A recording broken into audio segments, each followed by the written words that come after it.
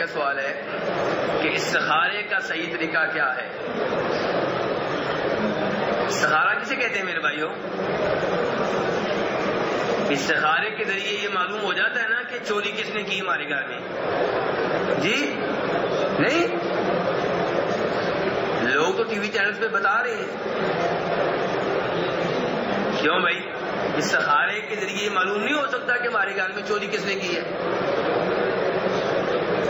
نہیں میرے بھائی، یہ جو ٹی وی چینلز پہ عام طور پہ استخارے کے نام پہ جو کچھ ہو رہا ہے یہ شرک ہے. غیب کا دعویٰ کرنا کہ ہم آپ کو استخارے کے ذریعے بتا سکتے ہیں چوری کس نے کی ہے، یہ غیب ہے، اور غیب کا دعویٰ کرنا شرک ہے. اللہ کے سوا کوئی عالم الغیب نہیں ہے. البتہ اللہ نے اپنے نبیوں کو چند باتیں غیب کی بتائی تھی اس لیے کہ وہ نبی تھے، اور نبیوں نے وہ غیب کی چند باتیں اپنی امت کو بھی بتا دی. آج وہ غیب کی باتیں ہمیں بھی معلوم ہے. جنت میرے بھائیوں ہے کہ نہیں؟ دیکھیے آپ لوگوں نے کس نے بتائی ہے؟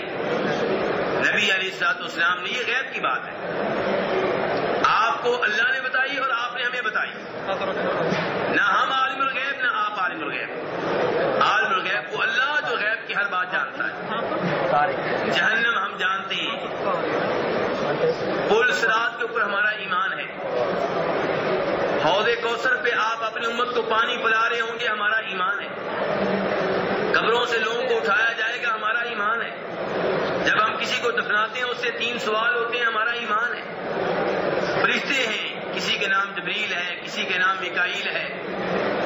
ان تمام امور کے اوپر ہمارا ایمان ہے، اور یہ ساری چیزیں ہم نے دیکھی نہیں ہے. غیب کی باتیں، غیب کی اتنی ساری باتیں ہمیں معلوم ہیں، اس کے باوجود ہم عالم الغیب نہیں ہیں. عالم الغیب وہ اللہ ہے جو غیب کی ہر بات کو جانتا ہے.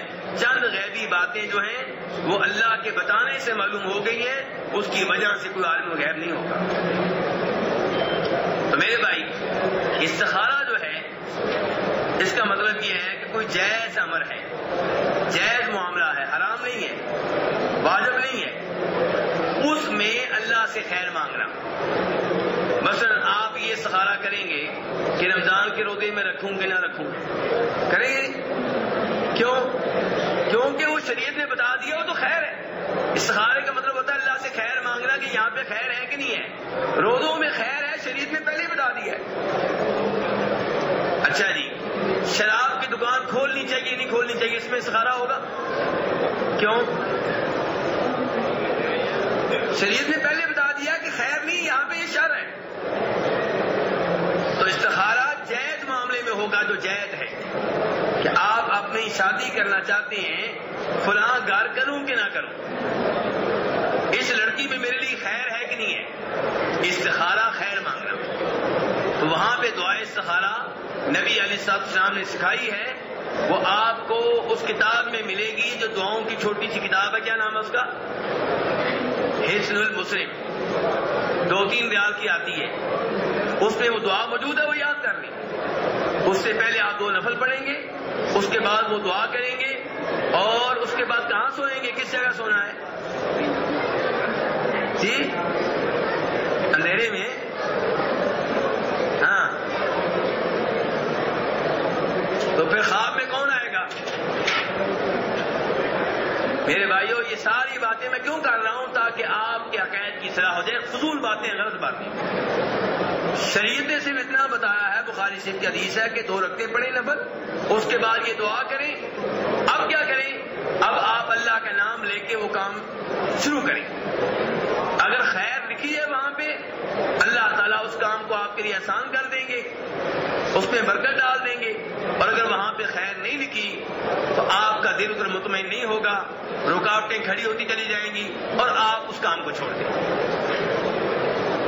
اور اس کام کا تعلق ماضی سے نہیں ہوگا. کہاں سے ہوگا؟ مستقبل سے، کہ کروں کہ نہ کروں. ایسا نہیں ہوگا کہ خواب میں بتایا جائے گا، کہ استخارے کے ذریعے بتایا جائے گا تمہاری بھینس کون لے گیا تھا، تمہاری دکان پہ آگ کس نے لگائی تھی. ایسی کوئی چیز نہیں ہے. تو یہ ہے میرے بھائیو استخارہ. اللہم انی استخیرک بعلمک واستقدرک. حصن المسلم میں یہ پوری دعا موجود ہے. اس کا ترجمہ آپ پڑھ لیں. ترجمہ پڑھ لینے سے آپ کو معلوم ہو جائے گا کہ جو لوگ استخارہ بتا رہے ہیں وہ کچھ اور ہے اور جو نبی علیہ السلام نے بتایا وہ کچھ اور ہے.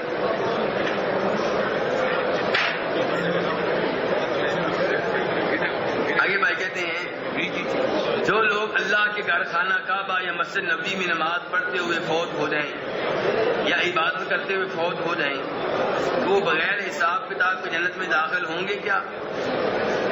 اور اس کو سعودی حکومت کہاں دفن کرے گی؟ مطلب کون سے قبرستان میں؟ میرے بھائی اگر وہ آدمی توحید کے اوپر ہے، شرک نہیں کرتا، قبر والوں کو مشکل کشا نہیں سمجھتا، قبر والوں کو نفع و نقصان کا مالک نہیں سمجھتا، تو ایسا آدمی اگر عبادت کرتے ہوئے فوت ہوتا ہے تو یہ اچھی موت ہے، اچھی نشانی ہے، اچھی علامت ہے. لیکن 100% ہم گارنٹی نہیں دے سکتے کہ جنتی ہے. بس اتنا ہی کہیں گے کہ موت اچھی آئی تھی، آگے اللہ بہتر جانتا ہے. موت اچھی آئی تھی، سجدے کے ہاتھ میں فوت ہوا ہے. موت اچھی آئی تھی، روزے کے ہاتھ میں فوت ہوا ہے. موت اچھی آئی تھی، مسجد نبی میں نماز پڑھتے ہوئے فوت ہوا ہے. لیکن اس کو بنیاد بنا کے کہہ دینا کہ یہ پکا جنتی ہے، یہ صحیح ہے؟ نہیں، غلط ہے. پکی گارنٹی ہم کسی کی نہیں دے سکتے سوائے ان کے جن کی گارنٹی نبی علیہ السلام نے دی ہے. اب بھائی کہتے ہیں کیا وہ کہاں دفن کرے گی حکومت؟ بھائی حکومت جو ہے ہر اس عمرے والے کو، ہر اس حاجی کو جو مدینہ میں فوت ہو بقی قبرستان میں دفن کرتی ہے. وہ اچھا ہو یا برا، نیک ہو یا بدماش ہو، جو بھی عمرے کے لیے آیا ہے، حج کے لیے آیا ہے، اگر مدینہ میں فوت ہوا ہے تو سعودی حکومت اسے بقی قبرستان میں دفن ہونے کا موقع دیتی ہے. اور بقی قبرستان میں دفن ہو جانا اس بات کی گارنٹی ہے کہ یہ آدمی کیا ہے، جنتی ہے؟ کوئی ایسی گارنٹی نہیں ہے. کوئی ایسی گارنٹی نہیں دی نبی علیہ السلام نے. آپ نے کسی صحیح حدیث میں نہیں کہا کہ جو بقی میں دفن ہو گیا وہ جنتی ہوگا. خود آپ کے زمانے میں عبداللہ ابن ابی منافقوں کا سردار، وہ بقی قبرستان میں دفن ہوا تھا. اس کا جنازہ کس نے پڑھایا تھا؟ جی نبی علیہ السلام نے. اس کا جنازہ آپ نے پڑھایا، جنازے میں خلوص سے آپ نے اس کے لیے دعائیں کی، شفاعت کی، اور پھر آپ نے اس کے بیٹے کو اپنی قمیض دی کہ میری قمیض کو اس کے لیے کفن بنا دو، شاید کو فائدہ ہو جائے. پھر تیسرے نمبر پہ آپ نے اس کے منہ میں اپنا بابرکت لعاب بھی ڈال دیا. ہاں جی، بخشش ہوئی؟ نہیں ہوئی. اللہ تعالی نے کہا وَلَا تُصَلِّ عَلَىٰ أَحَدٍ مِّنْهُمْ مَاتَ أَبَدًا وَلَا تَقُمْ عَلَىٰ قَبْرِهِ، کہ ایسے کسی آدمی کا آئندہ جنازہ پڑھنے کی بھی اجازت نہیں ہے اور دعا کے لیے اس کی قبر پہ کھڑے ہونے کی اجازت نہیں ہے. جرم کیا ہے؟ فرمایا انہم کفروا باللہ ورسولہ. پہلا جرم یہ ہے کہ یہ اللہ کا منکر ہے، اور دوسرا جرم یہ ہے کہ اللہ کے رسول علیہ السلام کا منکر ہے. بتائیے ذرا میرے بھائیوں، اگر اعمال برے ہیں، اگر کوئی آدمی شرک کے اوپر ہے، توحید کی نعمت اس کے پاس نہیں ہے، تو آپ اس کے جنازے کے اوپر آیت کرسی والی چادریں چڑھا دیں اور اس کو بقی قبرستان میں بھی دفن کر دیں، اس کی قبر پہ قرآن پاک بھی رکھ دیں، اس کی قبر پہ 1 نہیں 5 اذانیں دے دیں، کوئی فائدہ نہیں ہوگا، کوئی فائدہ نہیں ہوگا. اور اگر وہ نیک ہے، اعمال اچھے تھے، تو یہ تکلفات آپ نہ بھی کریں تو انشاءاللہ اس کی قبر اس کے لیے جنت ہے. بخاری شریف کی روایت ہے، جناب عبد الرحمن ابن عوف رضی اللہ عنہ فوت ہوئے تو ان کی قبر کے اوپر خیمہ لگا دیا گیا تاکہ ان کی قبر پہ دھوپ نہ پڑے، سایہ رہے. جناب عبداللہ بن عمر رضی اللہ عنہ نے یہ منظر دیکھا، کہا اس خیمے کو اکھاڑ دو. عبد الرحمن بن عوف کو سایہ فراہم کرے گا ان کا عمل. میرے بھائی بات عمل کی ہے، عمل سے زندگی بنتی ہے، جنت بھی جہنم بھی. یہ خاکی اپنی فطرت میں نہ نوری ہے نہ ناری. اعمال اچھے ہیں تو وہ آدمی نیچے جنت میں ہے، اعمال برے ہیں وہ جہنم کی آگ میں جل رہا ہے، آپ باہر سے دربار بنا دیں، سنگ مرمر لگا دیں، ارکے گلاب سے روزانہ کی بنیاد پہ غسل دیتے رہیں، چادریں روزانہ چڑھاتے رہیں، کوئی فائدہ نہیں۔ بھائی آگے کہتے ہیں جنت البقیع قبرستان میں کن لوگوں کو دفن کیا جاتا ہے؟ جنت البقیع، یہ جنت البقیع قبرستان کہاں ہے میرے بھائیوں؟ کوئی بتا سکتا ہے کس شہر میں ہے؟ جی مدینہ میں کوئی نہیں ہے، مدینہ میں جنت البقیع نام کا کوئی قبرستان نہیں ہے، میں گارنٹی دیتا ہوں۔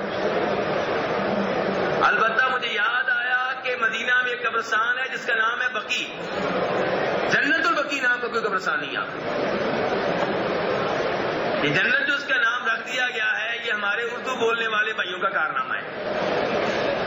نبی علیہ الصلوۃ والسلام نے اس کو جنت کہا ہو ایسی کوئی بات نہیں، صحابہ کرام نے کبھی اس کو جنت کہا ہو ایسی کوئی دلیل نہیں ہے، قرآن پاک میں اللہ نے اس کو جنت کہا ہو ایسی کوئی آیت آپ کو نہیں ملے گی۔ لیکن ہم لوگ عقیدت اور محبت کے نام پہ بہت کچھ کر جاتے ہیں۔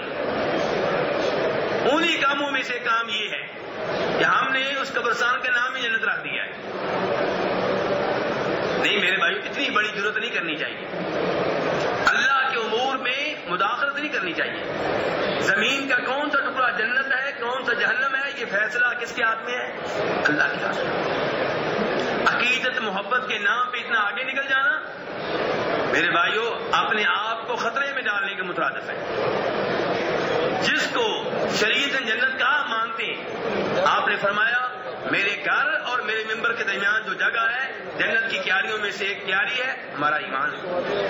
صحیح حدیث ہے، بخاری شریف کی حدیث ہے۔ آپ نے فرمایا حجر اسود جنت سے آیا ہوا پتھر ہے، جب آیا تھا دودھ کی طرح سفید تھا، ہم ایمان لاتے ہیں، ترمذی شریف کی صحیح حدیث ہے۔ لیکن جس قبرستان کو آپ نے جنت نہیں کہا ہم کیوں کہیں؟ ہاں اس میں کوئی شک و شبہ نہیں ہے کہ اس عظیم قبرستان میں بہت سے صحابہ کرام مدفون ہیں رضی اللہ تعالی عنہ، لیکن دوسرے لوگ بھی دفن ہوتے رہے اور آج بھی ہو رہے۔ عمرے پہ جو بھی آیا، حج کے لیے جو بھی آیا، مدینہ میں فوت ہوا اس کو کسی قبرستان میں دفن کریں گے۔ ہو سکتا ہے وہ قبروں کی پوجا کرنے والا ہو سکتا ہے وہ قبر والوں سے بیٹا مانگنے والا ہو سکتا ہے وہ قبروں کو سجدہ کرنے والا ہو۔ اس لیے یہ کوئی گارنٹی نہیں ہے کہ جو اس قبرستان میں دفن ہو گیا وہ جنتی ہے، اور نہ اس قبرستان کا نام جنت ہے، اس کا نام ہے بقیع قبرستان یا بقیع الغرقد، صحابہ کرام یہ کہتے تھے۔ تو بھائی کا سوال یہ کہ اس قبرستان میں کن لوگوں کو دفن کیا جاتا ہے اور کتنی دیر میں ایک قبر کے اوپر دوسری قبر بنا دی جاتی ہے؟ میرے بھائی ایک قبر کے اوپر دوسری قبر نہیں بنائی جاتی، بلکہ ایک وقت کے بعد پرانی قبر کو کھول دیا جاتا ہے اور اسی میں نئی میت کو دفن کر دیا جاتا ہے۔ جو پہلے سے ہڈیاں موجود ہوتی ہیں ان کو اسی قبر میں سائڈ پہ کر دیتے ہیں، اسی قبر میں، اور اسی میں نئی میت کو دفن کر دیتے ہیں۔ پرانے قبرستان کو تقریباً نہیں چھیڑتے۔ نیا قبرستان جو بقیع کا جو نیا حصہ ہے وہ بہت بڑا ہے اور اس کو کئی ایک پلاٹوں میں تقسیم کر دیا گیا ہے، تو باری باری ہر پلاٹ کا نمبر آتا ہے، نمبر آنے میں سال 2 سال لگ جاتے ہیں، تو اس لحاظ سے یہاں پہ لوگوں کی تدفین ہو رہی ہے۔